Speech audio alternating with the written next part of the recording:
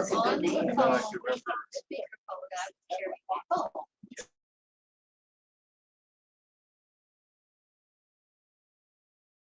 could hear you. Yeah, yeah, it's hard. We meet a lot of people too, you know. So driving about. That's, I've done that. He was in business for 40-some years, so always people would, they know him. He didn't know them. Yeah. But they knew him. I knew So their faces. one night he was talking for the longest time at a restaurant, and I was sitting by myself, waiting, assuming it was a customer. Yeah. Chit-chatted for half an hour. Finally came back and I said, I like those people. They said,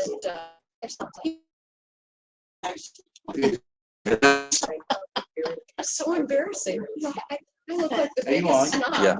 John and I had the. I guess we got I Okay. don't remember. Hey, welcome everybody on. We're live right now. We're going through the phone. We're going old school today. My computer died, completely went black, and I don't know why, other than I think the power draw on it was too great. I didn't bring my power cord with me, but my computer was fully charged. Anyway, we are live. Paul is going to be leading us. We're in the book of Daniel, chapter 11. We're gonna actually spend a little more time reviewing what we went over last week, because this is such a difficult chapter, and we've got that pass out from last week that I know most of you are looking at already, which is great. Anyway, with that, we're going to turn it over to Paul, and he's going to lead our study today, and it's all yours, Paul. Do the best I can. This is a hard chapter, isn't it? It is. Anybody have any questions? Who's the daughter? Huh? Who's the daughter? Oh, we'll get to that. Good one. I will tell you, and you can tell me what you think, okay? This is a main theme to this. And there's a lot of history, and you can dig and down into history, and there's a lot to study, tons. We're trying to get a pretty good idea of what's been going on. But the main theme that I've gotten out of this is it shows God's sovereignty and how He had worked everything out in His favor to make it. It's according to His plan. So when we understand, I think, that God is sovereign, that everything is done according to His will, and His look at my own life, as we all can do, I look back and say, God was sovereign in treating the things that happened to me. I think of two incidents in particular that there's absolutely no reason I should have lived through two. One really bad car accident, and one of them was so close to a head-on collision, I have absolutely no idea how in the world it didn't happen. So I have to think back, and there's too many people that say, oh, that's coincidence, and things happen by accident, but I don't believe any of that. Things don't happen by accident. There's no coincidence. God plans every single thing that does happen. And I'll give you one more example. This is like a personal thing. It happened just this morning. And we'll start last night. I'm at the store with my wife. There's a younger lady, probably 20s, 30s, maybe, like sitting on the side of the road, and she's looking for money. And the first thing you want to do is your heart just really feels bad for him. But it's like, I didn't feel that it was right to give her anything except food. But she didn't want food. She looked like she was probably real skinny, like, probably on something, I don't know. So we kind of went by. But this morning, I had to get gas from the vehicle to get here, stopped at Love's. I'm staying at the pump. Some gentleman comes over to me and asks if it'd be possible that I have $10 to give him for gas, because he didn't have any money. Now, I don't usually give out money, but there was something that said, yeah, go ahead and do it. So he went in, paid for it, came out, got gas. He didn't come out with food or nothing to drink or nothing like that. And then he gets done, he's talking with me some more, and come to find out, he said his dad used to be a pastor. And I was able to give him a card that has our Bible app on it. Gave him, got his name, and he wanted to know my name, and I put it on the card and everything else. I think this all happened. I believe it all happens because that's what God wants to happen. I had $10 in my wallet. It's been there for a while. I didn't know what to do. Just didn't want to spend it for the longest time. Just so happened I had to get gas. I mean, things don't just happen by accident. And I think that's what this chapter is we need to see from this chapter, don't we? Yeah. Because there's so much history that we can go through. So we can go through and do a little bit of review. Did anybody read this chapter again this week? I know it's Several times. because it's tough, isn't it? It really is. But we'll do a little bit of review of last week. Everybody understand everything that happened that we talked about last week? Nope. I didn't think so. Who does, right? But that's not what's so important. And I gave you a couple of handouts here to help with some to help to understand some timelines. It's kind of a general history thing. In the back here is the last one. Is the one not the last one. The second to last one. It's kind of a timeline that I put on and went back and looked through and saw who was when and where, and from Nebuchadnezzar, the start of the Neo-Babylonian Empire, because as I found out, Babylonian Empire actually started way back about 2300 area, something like that, by the Amorite. Okay. There's up this, and then I'm not sure, to be honest. Okay, there's one of those, Heights. Amorites, Hittites. Yeah, that's one, I was thinking. Very, very could be. Yeah, because are the Amorites the one that were from Jacob, Esau? Well, they were supposed to be driven out when the Israelites went to the Promised Land, but they didn't drive them all out. And yeah, see, like I said, there's so much history, so much history. The more you understand, the more the puzzle pieces get put together. So I keep trying myself, and as I'm sure you guys are still doing too. I was never great at puzzles when I was a kid. I never liked doing puzzles, but this kind of puzzle is a lot different for me. And learning a little bits here and there helps me put things into a bigger picture. So anyway, we went and saw from Nebuchadnezzar's reign, and there's some kings below that, and you see a lot of in royalties, there's a lot of family issues, and they're killing each other to get ahead, aren't they? You want to talk about family disorder, right? It's a lot worse than what we have to deal with. So, in fact, one of them, I find it hard to believe. I haven't been in child care for a long time, it hit me a little bit more. But the one that's a younger kid that becomes the emperor, but it's only for a few months because he has an uncle that comes in and kills him, beats him, so that he can become the emperor. It's crazy. I feel funny with you sitting there like that. Well, and just so we got quite a few people watching online, just so everybody knows, I'm actually holding my phone. So about every 2 minutes, my arm falls asleep, so I got to move it. So if it's bumped, if it's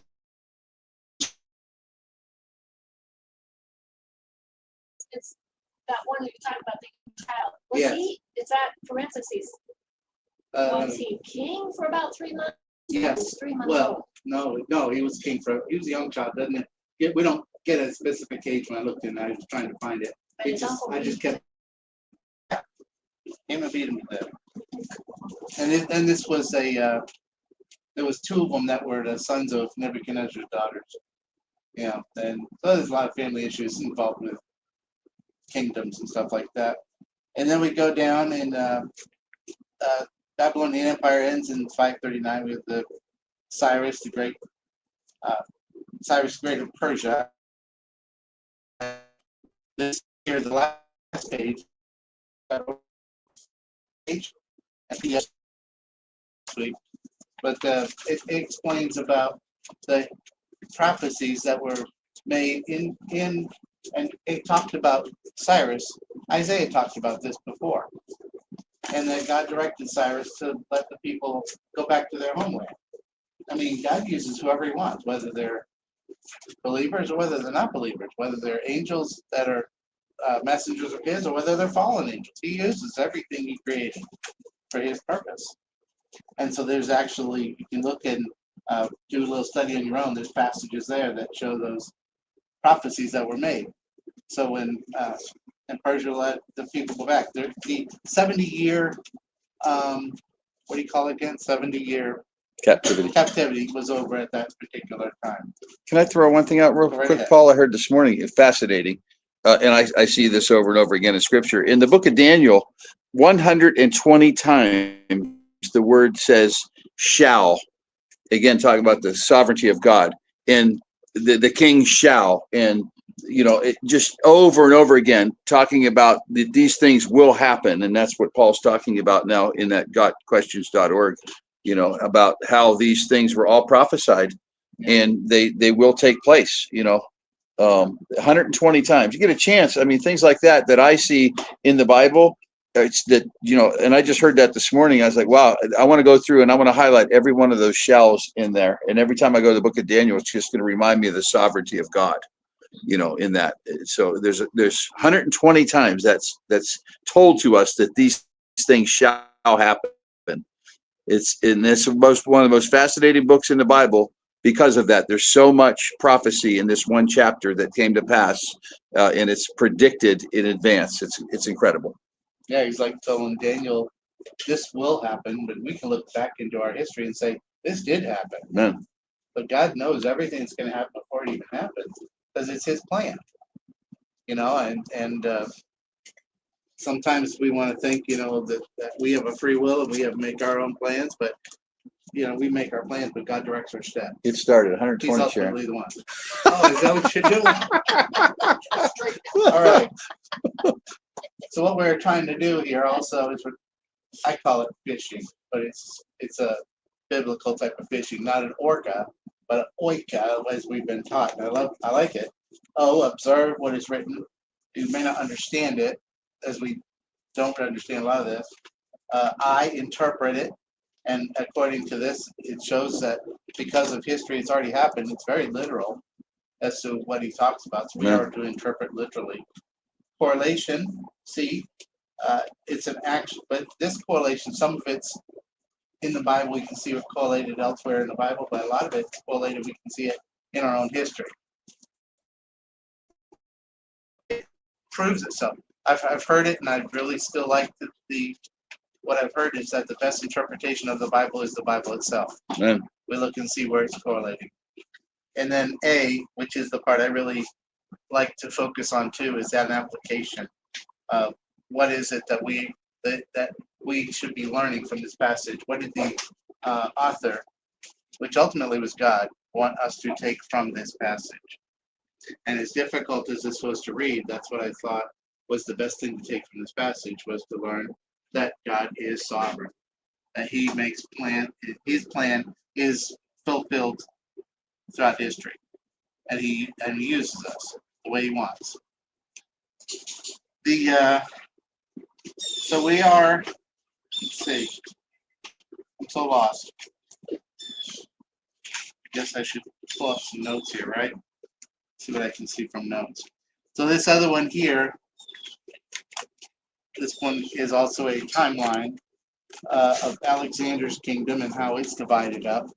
And you go from the southern kingdom and northern kingdom are the ones that are talked about the most. There is one point where he gets one of the western kingdoms involved to try to help him to fight. And then the northern kingdom overcomes the southern kingdom eventually, right? But then you get down to Antiochus Epiphanes is where we're going to end up going. And we start talking about history as well as some prophecies. Go ahead. Do you have another copy of that? Yeah. Because I wasn't here last Oh, yeah. Oh, I'm sorry. week. You started. Thank you all. I'll leave it right there for you.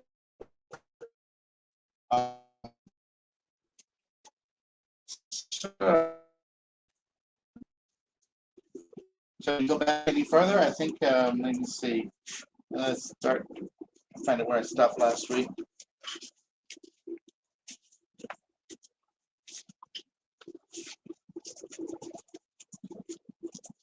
All right, so I guess we're going to go on to chapter 20. We're in chapter 11. We're going to start at verse 21.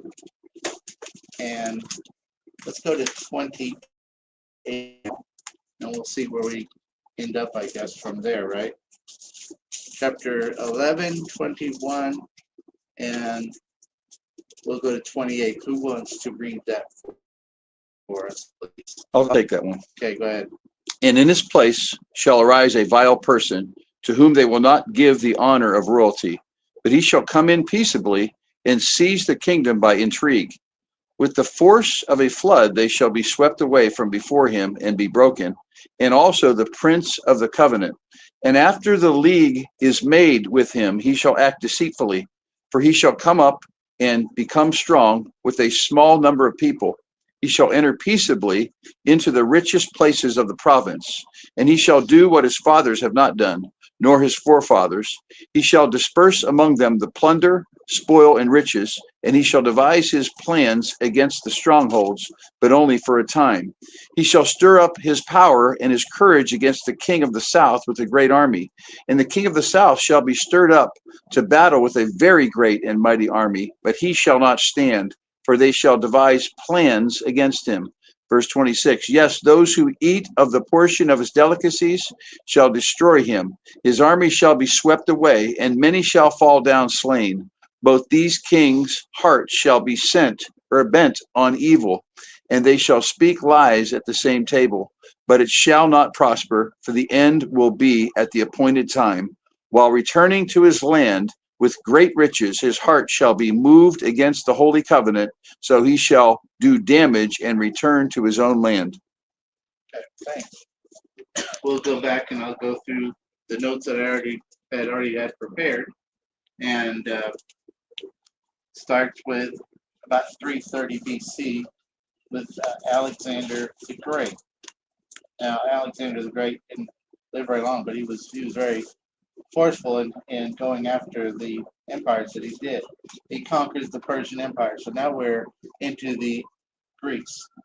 That was the next part of that statue that Nebuchadnezzar saw, wasn't it? You had Nebuchadnezzar himself, and you had the Medes of Persian, then you had Greece. Can I have one thing, Paul? Yes, go ahead. Just for, especially for Shirley that wasn't here in March. I don't know if you were here. You were here last week? Okay, I'm sorry. Anyway, Yes. just what the progression is that's taken place here is when Alexander the Greek came into power, they overtook the Persian Empire through his great army and the swiftness of it. But after he died, he left the kingdom to 4 of his generals, and the generals began fighting over territory. And out of those 4 generals came Antiochus Epiphanes, and that's who Paul is now talking about now. Well, actually, we're moving on from that. We're going to get on. I was going to go through those kingdoms real quick. Okay, good. So, That's all right, great. So I'm kind of going to read what I have. So I'm trying to get everything so solid in my head. I want to make sure I can get it right. So the king of the south shall be strong, and one of his princes, and he shall be strong above that and have dominion, and his dominion shall be a great dominion. And that's in Daniel 11, chapter verse 5. So the king of the south was General Ptolemy. Starts with a P, but the P is silent. Ptolemy. And he took over in Egypt. And then the king of the north, General Seleucus, that's the king of the north, which was Syria. There was also another one that took over in Greece, another one that took over in Thracia, I think is how you pronounce it. And you see that right up here on this one here. You have Pergamum, you have Macedon, I think is how you say it. But those are the other 2. You don't see we're not going to hear too much about them, except one here. He's going to go and he's going to help the king in the south eventually. Can somebody tell us why you think it's really just about these 2 kings, the king of the north, Syria, and the king of the south, Egypt? Why do you think that is, that we're going to focus on just those 2 kings? It starts out with daughters too. Yeah, it's because it's about Israel. That's what this is about. That's exactly right. And we're going to see as we progress here that it's going to talk about how Israel was overtaken by somebody. Well, you notice on this also that Jerusalem's right in the middle of this, between the 2. So they're kind of stuck in the middle. They get trampled on by both. Right? You got it. Yeah. Greece was divided into 4 dominions, but he speaks now, and he doesn't bring up the Grecian or Thracian kingdom, but only the Syrian and the Egyptian, because they are the ones that relate to Israel, as we were just talking about. For in their wars, Israel was the middle ground between Syria and Egypt. So in their fighting each other, they had to pass through the land of Israel. So they were kind of like a battleground, weren't they? Now he begins to give some interesting details that were all fulfilled in history. The one of the south will be strong, have dominion. His dominion shall be a great dominion, it said in verse 6. And in the end of the years, they shall join themselves together for the king's daughter. You would ask about who this is. The king of the north and the king of the south are fighting, but in the end, they'll be joined themselves together through marriage. So they've kind of like peace for about 8 years. Okay, the king's daughter comes to the king of the north to make an agreement, but she does not retain the power or the arm. Neither shall he then. I'm sorry, I went a little bit ahead. Anyway, she goes to marry the king of the north. He divorces his then wife and marries her. He dies, and then the ex-wife, you might call, goes and she kisses and goes. So she killed this. Name was Bernice, I think, but how you pronounce it. She also killed the sons because that's also put her 2 boys back in the line to become the next emperor. They were taken out when he divorced her and remarried and got kids, but now this puts her kids back in line. Okay, so the branch of her roots, that is her brother, shall one stand up in his estate, which shall come with an army and shall enter the fortress of the king of the north and shall deal against them and prevail. That's in Daniel chapter 11. Ptolemy Euphrates, the brother of Bernice, who invaded Syria, just as it is described here, and he's upset. He's mad. This guy killed this. They killed his sister. He shall also carry away captives into Egypt with their gods, little g, and their princes, and with their precious vessels of silver and gold, and shall continue more years than the king of the north.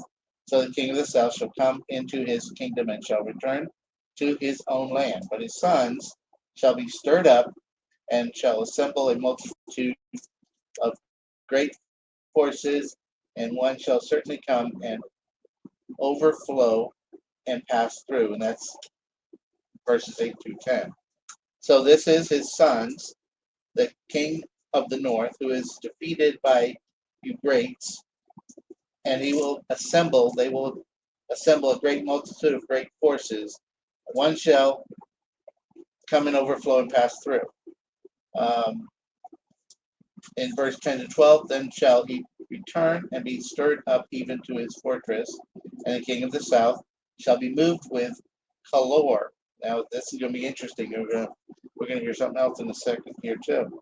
I shall come forth and fight with him, even with the king of the north, and he shall set forth a great multitude, but the multitude shall be given into his hand, and when he hath taken away the multitude, his heart shall be lifted up, and he shall cast down many 10,000, but he shall not be strengthened.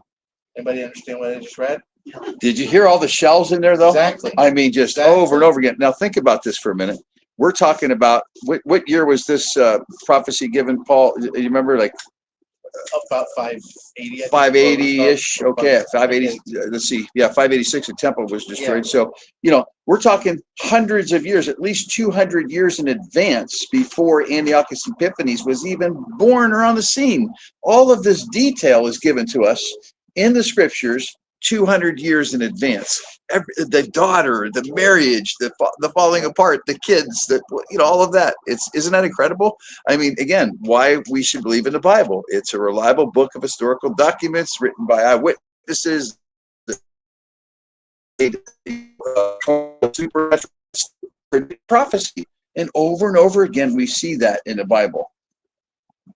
Fascinating. 30 years up on that, about 530 is when it was Still written. Still, earlier. 200 years. Yeah. So this is a philosopher who is Ptolemy, the philosopher. That's a hard one to say. Who was the king of the south at this time? He gathered together a great army, came against the king of the north. However, through his defeat, though he defeated him and took a lot of loot, that's the gold and silver and all that good stuff he took, the guy did not take full advantage and subjugate the people. He was too interested in the licentious life that he was living in Egypt. And so, where it says here, he will cast down many 10,000s, that he did. He killed a lot of the people there and destroyed them, a lot of the army, but he will not be strengthened by it. So in other words, he didn't take advantage of it. He just went back and lived a life of luxury and licentiousness in Egypt. Okay? And who was that? That was, you had to ask me that, right? Another Ptolemy, philosopher. King of the South. Yeah, yes, King of the South, which you'll see on the page here, right? This page here. A lot of them are right here.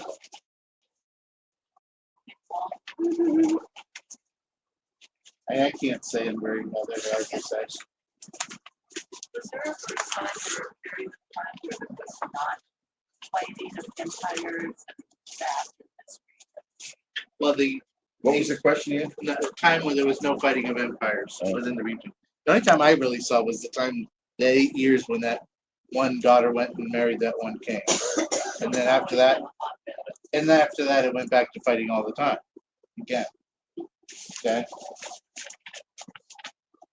Let's see. Now, let's see. Where did I stop? Sorry. Oh, that's okay. That's Give okay. it to the weak girl. Okay. For the king of the north then shall return and shall set forth a multitude greater than the former, and shall certainly come after certain years with a great army and with much riches, and those times there shall many stand up against the king of the south. Another shall. Verse 13 through 14. So the king of the north came back again with that was Antiochus Megas, known as Antiochus the Great, which you'll see on there. But many shall stand up. Philip of Macedon, which is the kingdom of the west I was telling you about, he actually joined him against Egypt at this point. But some rebels in Egypt, plus some of the Jews who are called the robbers of thy people, will exalt themselves to establish division, and they shall fall. So the king of the north, which was Antiochus the Great, shall come and cast up a mount and take most of the fenced cities and arms of the south, and shall withstand neither his chosen people, neither shall there be any strength to withstand. But he that comes against him shall do according to his own will, and none shall stand before him. He shall stand in the glorious land, which by his hand shall be consumed. He shall also set his face to enter with strength of the whole kingdom, upright ones with him. Thus shall he do, and he shall give him the daughter of women, corrupting her, but she shall not stand on his side, neither before him. A lot of detail, isn't there? Tons of detail. And that's in verse 14 through 17. So this is Euphrates, the king of the south of Egypt. When he took over, he was just 7 years old. And this kind of stuff did go Which on. one was that? Euphrates. Which one do you see him? Antiochus the Great. Antiochus. The Great, yes. Okay. Well, that's because they were the same person in that particular time period. Okay. Okay. But they were 7 years old. He was 7 years old. Yeah.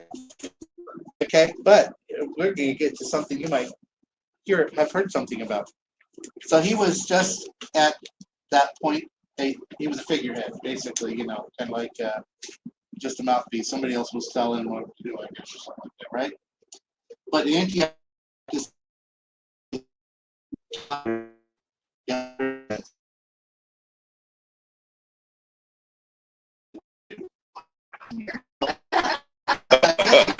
Very good. All right, thank you.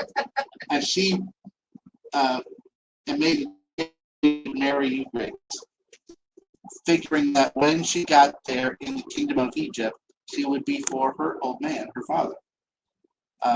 But when the marriage, some years later, was made and Cleopatra became the wife of the Great, rather than siding with her father, Antiochus the Great, she sided with her own husband against her father. So I heard something about, he grew up and he was a very handsome guy and she really loved him and she went and did what he wanted instead of what her own dad wanted. So this kind of backfired on him, didn't it? And he was west, No, he was Antiochus the Great, the south. but the guy she married, Epiphanes, yes. That was the southern. southern.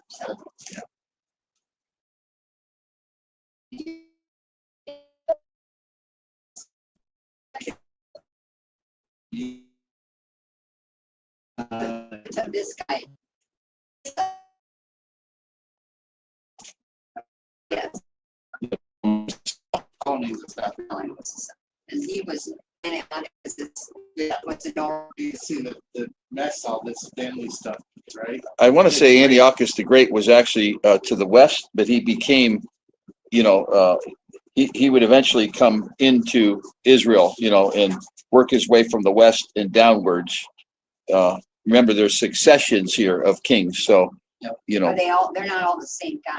No, well, the Antiochus the Great that you're looking at here, all three of those is the same guy. Same guy. Yeah. Antiochus Epiphanes, is it the son or grandson of him? Paul, do you remember? I think it's a grandson. And so Yeah. the great was from the west. Yeah, I believe he was His from, name was Philip. He was from the Macedon area. yeah. Oh, was he? Yeah. Yeah. What his name was? Philip of Macedon, yeah. Alexander the Great, or Antiochus the Great was? And no, Philip of Macedon was the one that came down Yeah. to help him. Antiochus the Great was right here from the northern kingdom. And he went to help Antiochus the Great to fight against the southern kingdom. Oh, yeah. You can I see mean, he how, definitely came from the north, yeah, but- you can definitely see how history, a lot of studying goes involved, right? Mhm. Oh, it's hard to But get these going. three here were all the same guy, Yes, and he was from the north. Yeah. And Philip, it was from the west, which was right in here. In that region right there, okay. which was over here in this on the page, the green part. What were you gonna say? Okay, so the northern kingdom is Israel. We talked about names, I'm bad at that too. Karen, Thank you, Karen. the northern kingdom is Israel. The southern kingdom is Judah. Is that right? Egypt. Actually, you're talking about, Israel, the land of Israel, the glorious land itself. So the northern kingdom is Israel, and the southern kingdom is Judah. Here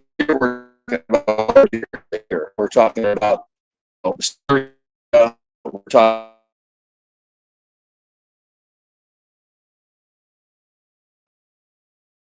end up glorious land, and that's where this is heading with Antiochus in the middle. Epiphanes. Yeah. Because they're in the middle. Does that make sense, Karen? No, say that again. So we're talking about this territory that we're talking about is not Israel. It's talking about the northern territory of Syria and Turkey and up over towards Greece. That whole northern kingdom. Okay, which would have been part of the Assyrian kingdom or the actually, let's see, are we in the Persian kingdom, okay? And then the southern part of the kingdom is the southern king of the Persian kingdom is Egypt, and the areas of North Africa and that surrounding area. And what in the middle is Israel. Correct. Yeah. And everything's working its way towards Israel. But these are the battles that are taking place between these two kings, the warring kings of the north and the warring kings of the south, with Israel being right in the middle. You get it now, Karen? So Israel, is that where like that arrow is that says Jerusalem? Correct. Is that where Israel Yes, is? At that little strip of land right Yeah. there, yes. It's about the size of New Jersey. That's all Israel Yeah, you is. can see Where it it's, says Gaza. it's kind of small in the that it's kind of broken off, isn't it? But that's the area. And that's where Antiochus Epiphanes goes and does a lot of damage, which we'll be talking about too. And this is, so that's the area they were fighting about No, not No. necessarily. They Not were yet. fighting with each other. today they are. Yeah, right now. So you got this narrative of this A lot of northern family problems too. empire fighting against the southern empire, but the narrative is leading us towards Israel, towards the glorious land, and ultimately towards, God's redemptive plan. Part of it is the whole destruction of Jerusalem and the temple and all of that. It's all part of God's plan here. But this is all, the didactic is that this is all the sovereignty of God. This is predictive prophecy. These things are all at the work of God's hands, leading to a conclusion. I can't tell what time it is, so somebody's got to tell me. My phone You're died. good. It's 10:37. Oh, okay, good. All right. So anyway, so Cleopatra did not follow after her dad, Antiochus the Great. Okay. So in verse 18 it says, "Now after this he shall turn his face unto the isles." So what happens is he goes,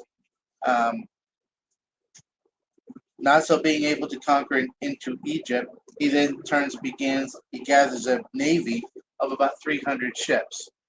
And we saw somebody that did that last week too. He began to travel to the Mediterranean and beginning to fight, actually, and this was against Rome. Now we're going to start seeing Rome become, they're starting out, and that's what that one verse where was that. It started with a C. I can't remember exactly where it was. Cleophas, was it? Let me see. Let me see what it, yeah, something like that. But that was actually the beginning of Rome. So we're starting to get into that Rome now. Okay. Yes, go ahead. I didn't say it. No. Okay.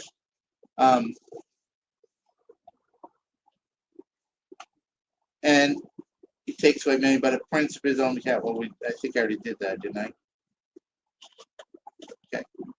Now what happened is that he was defeated by the Romans, and they determined then that they would charge him for all these wars that had happened. And so he was given a sum that he was to pay every year. All right, so the Romans were starting to come into power now. They were trying to give him a portion something they had to pay for all these wars that were going on. And he and his men went into the temple to take away the treasures, and the people of the city were so incensed they killed him. So they don't like, who likes taxes? Anybody like taxes? I mean, these people didn't like it, and they killed him. So he fell, he stumbled and fell. It was not, he was kind of lost in this And who are you place. talking about now? This was the Antiochus King Antiochus the Great. the Still, Great. okay, That's still. one. Okay. So that was in verse 20, and there shall stand up in his place a son, Seleucus Philopper. Oh, he was the one. I'm sorry, it was his son. That would be the raiser of taxes. And he tried to raise taxes to pay the Roman tribute. That's what he was trying to do. Wait a minute, who was Antiochus the Antioch- Great was putting the taxes on the people, right? And they killed him?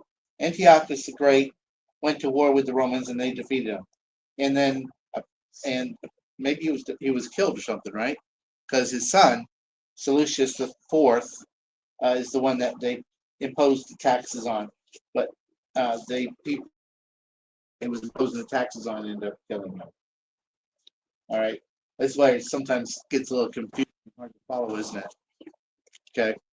So we're down here where it says verse 20 now is about where we're at. So he was poisoned and killed, and after just a very short reign, because the people didn't like the high taxes that he was trying to exact on them. I don't know that we could go against the IRS that way. Wouldn't go that way, would it?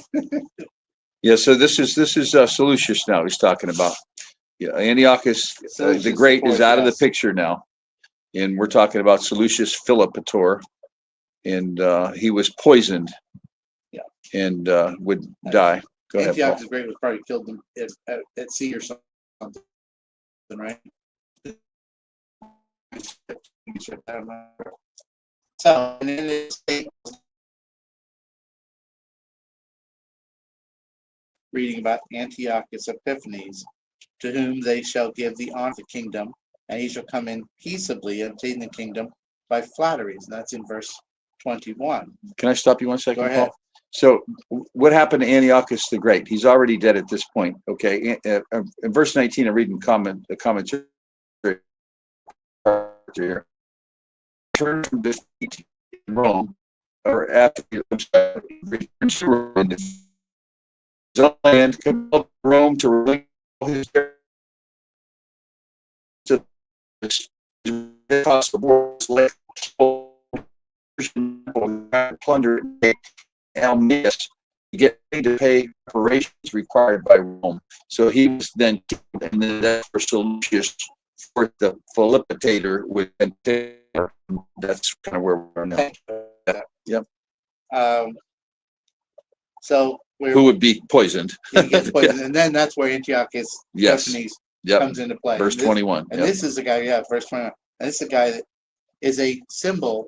We're going to see that he is a type of an antichrist, the antichrist. We're going to start mixing some history and prophecy at the same time from this point on. And with his arm, and this is verse 22 through 24, with a flood shall they be overthrown from before him and be broken. Yea, also the prince of the covenant, and after the league made with him, he shall work deceitfully, for he shall come up and shall become strong with a small people, and he shall enter peaceably even on the fattest places of the province, and he shall do that which his fathers have not done, nor his fathers' fathers. He shall scatter among them the prey and the spoil. Keep all this loot for himself. He was kind of spread it out. He's kind of different than the other ones, but he's treacherous, as we keep reading about. He began to conquer, and he did with his fathers, which his fathers did, in that they amassed by themselves. But he began to give it all away, all of the money, to all of his generals and those that were with him. So his practice of distributing the loot among the men is here predicted by Daniel as well. He shall scatter among them the prey and the spoil and the riches. Okay. I think people are going to probably start to like him, aren't they? He's giving, look what he's giving me. They shall, verse 24 and 25, and he shall forecast his devices against the strongholds, even for a time, and he shall stir up his power and his courage against the king of the south with a great army, and the king of the south shall be stirred up to battle with a very great and mighty army, but he shall not stand, for they shall forecast devices against him. Again, hard to understand what in the world it's reading. What I have here written down. So he came against Egypt with a tremendous army, and Egypt met him, but he began to defeat the Egyptians. So they fled. The feed,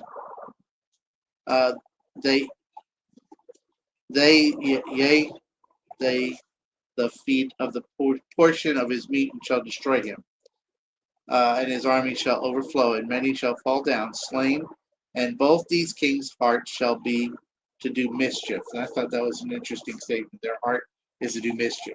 Verse 26 and 27. Did we go that? Yeah, we went to 28. Mhm. Okay, so who are the two kings now? It says, and as for the two kings, so that's as the north is coming after the south, or the south is coming after the north. Well, you got Antiochus Epiphanes, who is of the south now, and Oh, wait, he's of the south now? well, Antiochus Epiphanes was I'm sorry, north. So I said it wrong. Mhm. Right, and the other king, Antiochus Epiphanes, He's in the north. in his army that he amassed. yeah, his massacre, the army of the north. He went after the Roman. Then the Romans came and defeated him. So who's the king in the south? I think that he overtook the south. Did he overtake the south? Yeah, well, he eventually defeated him, but I don't know who. Let's see who was the king then. Was that Ptolemy still? The king of the south Antioch. was the Ptolemy. Ptolemy, yeah. Yes. Oh, so he's still king. So he's still Okay. king. Yep. I'm sorry. Okay, yeah. So we're still dealing with. And I think the important part of this is that Antiochus Epiphanes had a great army, but he went up against Ptolemy in the south from Egypt, who had amassed even a greater army, a bigger army. But because of the sovereignty of God, Antiochus Epiphanes won the battle. He would win out. And again, it was all part of God's plan to get him, eventually we'll get there, to Jerusalem and to do what he did. It was the prophecy of the abomination of desolation, that we're going to get to eventually.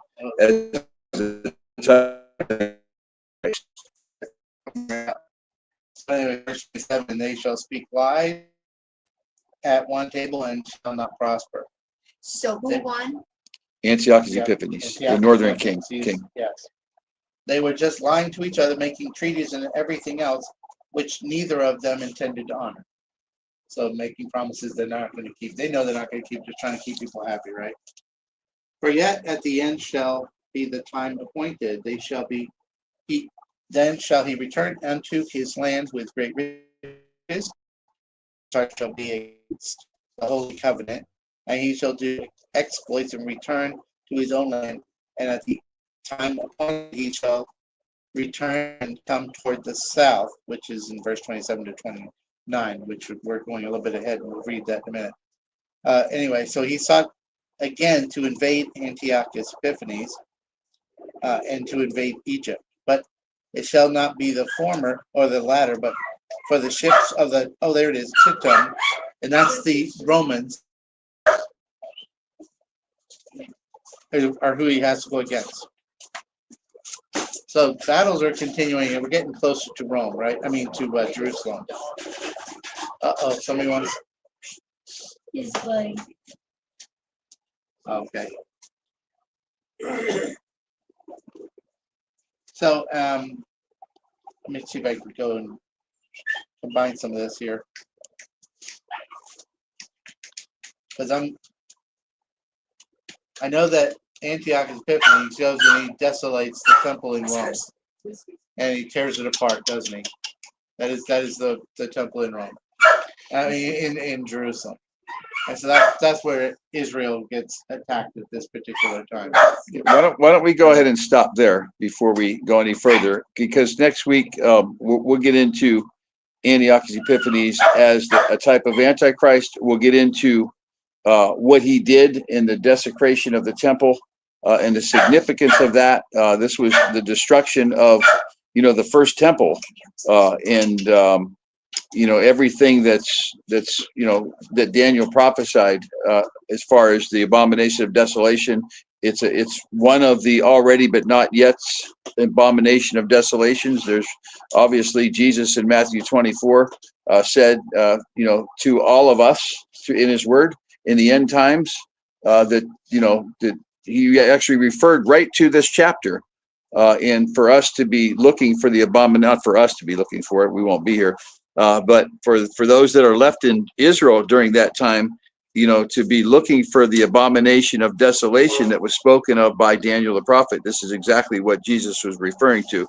So we've got this, next week we'll look at this already, but not yet. Again, that's a doctrine, but a biblical doctrine that we need to understand over and over again. The Bible's a book of patterns and templates, and we see the same types of things happening over and over again, ultimately coming to a conclusion, and that's the final abomination of desolation. Matter of fact, this Sunday night, I'm going to be teaching about this, the third temple that's going to be rebuilt in Jerusalem. We're going to watch a video on that. We're going to get into the details of that, final abomination of desolation that's going to take place. But next week, we'll talk about the actual abomination of desolation that Daniel was speaking of during that time. And then we're obviously going to get into the Antichrist, because even that's in this prophecy. There's already historically that took place that Daniel was prophesying about. And actually it was Gabriel that gave him all this. But then also the final abomination of desolation that's yet to take place. Okay? And kind of to wet your whistle a little bit, Antiochus Epiphanes is angry. Yeah. He's angry because he was defeated by Rome. And he's determined to take it out on. And so that's where Israel really gets involved in this. Okay? All right. Thank you very much. Anybody? I know there's a lot of questions. Oh, always. And you know, if you've got a good study Bible, that's very important. You know, I love the MacArthur Study Bible because I've got all of this commentary on this. It's very helpful. You know, they've done all the really hard work, and you know, I you know, would really encourage you to get a good study Bible if you don't have one. Right, Sharon? It's so helpful. And again, this is one of those things that you know, there's so much detail in here, in historical detail, and so many people involved in it. And I think that's the takeaway. You know, just remember, this is all these details of these prophecies are given to us so that you know, we understand how specific God is in his sovereignty and his redemptive plan, you know, and how he orchestrated all of these events down to the finest of details. So that's what we want to stay focused on here and walk away with. All of the other stuff, you know, if you're a really good historian and you can connect all the dots and remember it, wow, you know, good for you. This is a tough one here, though. Right, Paul? Yeah, very tough. My head goes. Anyway. But anyway. All right. Well, we're going to go ahead and end the broadcast. Thank you for all of you that were on here today. Sue and Sandy and Tommy Strong. And thank you for all your input and your comments. And we'll see you guys all either Sunday night or Sunday morning or next Wednesday. God bless.